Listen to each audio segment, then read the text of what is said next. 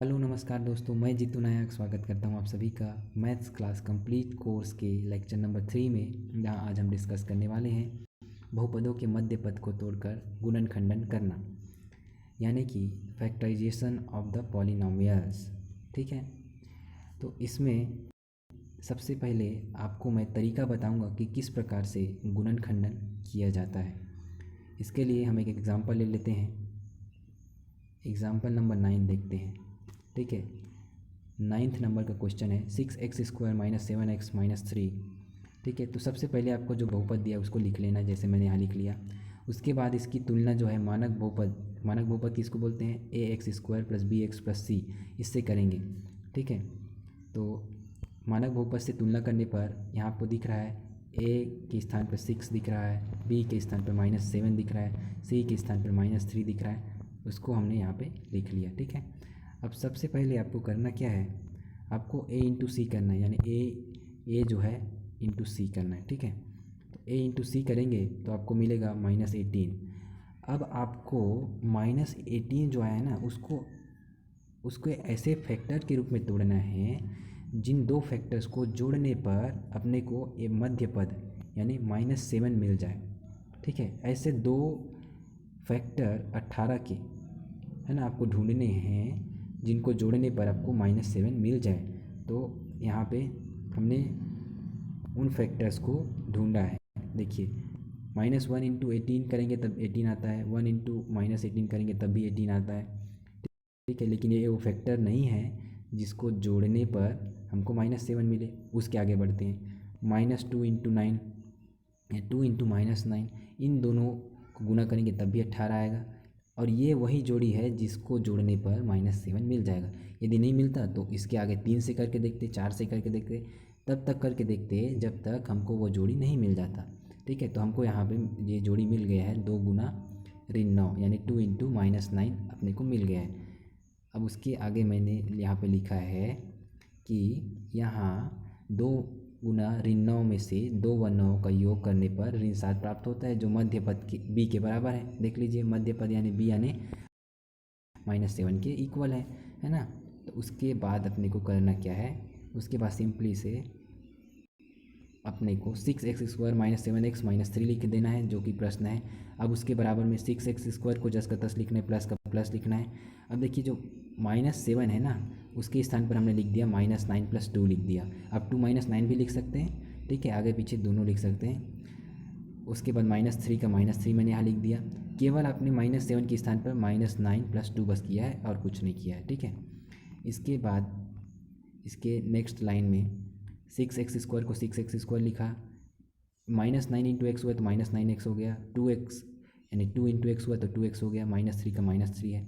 अब आपको करना है, ये जो 6x² और -9x है उसमें से और 2x - 3, इन दोनों में से कॉमन जो है उसको बाहर निकाल देना है। तो देखिए, 6x² - 9x में से मैंने बाहर निकाला 3x। अब क्या बच गया इसमें, 2x - 3 बच गया। 2x - 3 इसमें दोनों में क्या कॉमन है, उन दोनों में कोई कॉमन नहीं है ना। तो कुछ कॉमन नहीं रहता तो क्या कॉमन रहता है, 1 रहता है। ठीक है, तो 1 को बाहर निकाल दिया और बचा क्या, 2x - 3। अब देखिए, 2x - 3 2x - 3 दोनों में कॉमन है, तो उसको बाहर निकालेंगे 2x - 3। अब क्या बच गया, 3x + 1 बच गया। तो 3x + 1 को एक नेक्स्ट कोष्टक में लिख दिया। तो यही क्या है, अपना आंसर है, यही अभिष्ट गुणनखंड है। ठीक है, यहाँ मैंने लिखा यही अभिष्ट गुणनखंड है, यही आपको निकालना इसी प्रकार। ठीक है, चलिए एक नेक्स्ट क्वेश्चन देखते हैं।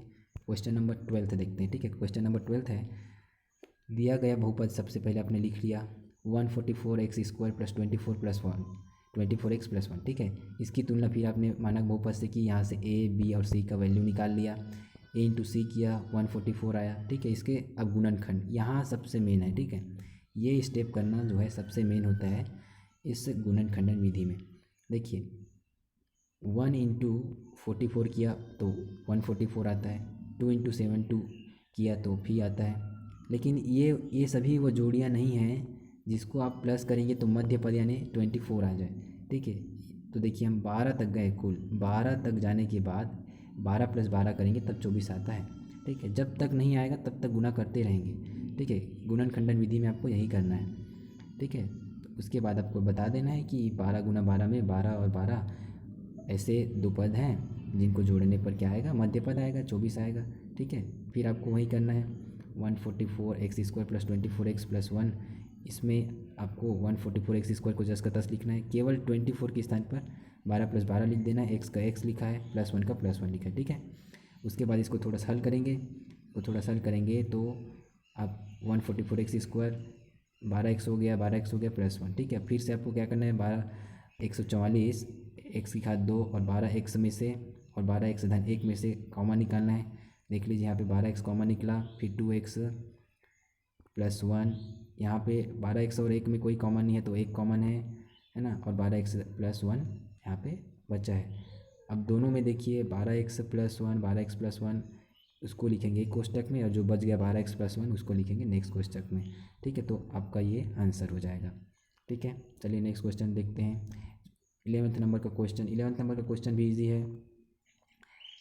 यहाँ तक आपका बन जाता है, कहाँ तक, ये यहाँ तक बन जाता है। ठीक है, इसके बाद आप देखिए आपको निकालना 18 लाना है। ठीक है, तो 1 × 18 करेंगे तब आता है, 2 × 9 करेंगे तब आता है, 3 × 6 करेंगे तब आता है। लेकिन इन तीनों में से कौन सा जोड़ा है जिनको जोड़ने पर 9 आएगा, तो 3 × 6, तो उसी में यहाँ पे हमने लिख दिया 9 के स्थान पर 3 + 6 लिख दिया। ठीक है, अब देखिए थोड़ा गुना करेंगे तो √3y² + 3y + 6y + 6√3, आपको इन दोनों में से और इन दोनों में से कॉमन निकालना है। ठीक है, देखिए √3y² + 3y में से क्या कॉमन है, तो √3 कॉमन है, क्योंकि √3 जो 3 लिखा है ना उसको आप लिख सकते हैं, 3 लिखा है उसको आप लिख सकते हैं √3 × √3। इसको थोड़ा मैं कट कर देता हूँ, अब बताता हूँ। 3 को आप लिख सकते हैं √3 × √3 लिख सकते हैं। ठीक है, तो यहाँ से एक 3 आपका बाहर निकल गया, दोनों में से y भी बाहर निकल गया, इसमें एक √3 और y बचा है, सॉरी y बचा है तो y लिख दिया, यहाँ पे एक √3 बचा है तो उसको मैंने यहाँ लिख दिया। ठीक है, उसके बाद 6y और 6√3 में 6 कॉमन है, y + 3 बचा है ना, उसके बाद इन दोनों को आप यहाँ पे लिख दिए, जो बचा उसको यहाँ लिख दिए। ठीक है, तो इस प्रकार गुणनखंडन आपने कर दिया। एक और सवाल दिया है, इसका आप स्क्रीनशॉट ले लीजिए, क्योंकि मैं 3 सवाल आपको पहले ही बता चुका हूँ। इसमें आपको सिंपली ये करना है कि जो माइनस है उसको कॉमन निकाल देना है, फिर उसके बाद सेम हल करना है जैसे हमने हल किया। ठीक है, अब चाहे तो इसका स्क्रीनशॉट ले सकते हैं। ठीक है, चलिए नेक्स्ट क्वेश्चन की ओर बढ़ते हैं। नेक्स्ट क्वेश्चन जो है प्रश्नावली 4 से है, जहाँ आपको बहुत ईजी क्वेश्चन देखने को मिलेंगे। ठीक है, देखिए पहला क्वेश्चन दिया है, नीचे x² + bx + c के रूप में कुछ द्विघाती बहुपदों के शून्यक दिए गए हैं, तब बहुपदों के गुणनखंड लिखिए। देखिए जैसे आपको ये दिया है ना, इसको मैं हल किया हूँ इधर, हाँ देख लीजिए, आपको दिया गया बहुपद का शून्यक युग्म दिया है, 3 और 4 दिया है। तो आपको इसमें सिंपल ये करना है, जो भी आपको दिया है उसको आपको x के साथ लिखना है, वो भी जो चिन्ह इसके यहाँ दिया है 3 में कौन सा सिंबल है, उस सिंबल नहीं मतलब प्लस है, तो उसको आपको माइनस कर देना है, -3 एक कोष्टक में, और एक कोष्टक में x - 4 कर देना है। ठीक है, उसी प्रकार नेक्स्ट क्वेश्चन में x -2 - 3 दे तो x सिंबल बदल के +2 हो जाएगा, और नेक्स्ट में x +2 हो जाएगा, उसका भी सिंबल बदल देंगे ना, 3 हो जाएगा जी। ठीक है, उसके बाद नेक्स्ट क्वेश्चन में हो जाएगा x - 1/2, एक कोष्टक में सिंबल बदल दिए ना, +1 था तो -1 कर दिए, और नेक्स्ट में हो जाएगा x + 1/2। ठीक है, तो इस प्रकार ये बनेगा। चलिए नेक्स्ट क्वेश्चन की ओर बढ़ते हैं। हाँ, अब जो नेक्स्ट क्वेश्चन मैं आपको बताऊंगा वो बहुत इंपॉर्टेंट क्वेश्चन है, और आपके एग्ज़ाम में हर साल पूछा जाता है। ये क्वेश्चन है बहुपदों के शून्यकों का योगफल ज्ञात करना है ना, और गुणनफल ज्ञात करना, ये आपको आना चाहिए। तो देखिए इसमें आपको 2 बेसिक फार्मूले याद रखने हैं। एक तो फार्मूला आपको याद रखना है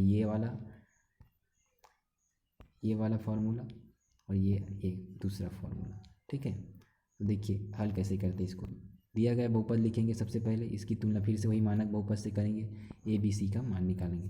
फार्मूला सिंपल से निकालेंगे, शून्यकों का योगफल क्या है, -b/a, ये फार्मूला होता है। इसमें वैल्यू पुटअप करेंगे, माइनस के स्थान पे माइनस रखा, b के स्थान पे 10 रखा, और ए के स्थान पे 1 रखा तो कितना है, -10 आ गया। ठीक है, नेक्स्ट क्वेश्चन है, मतलब नेक्स्ट इस क्वेश्चन का पार्ट है, शून्यकों का गुणनफल c/a होता है।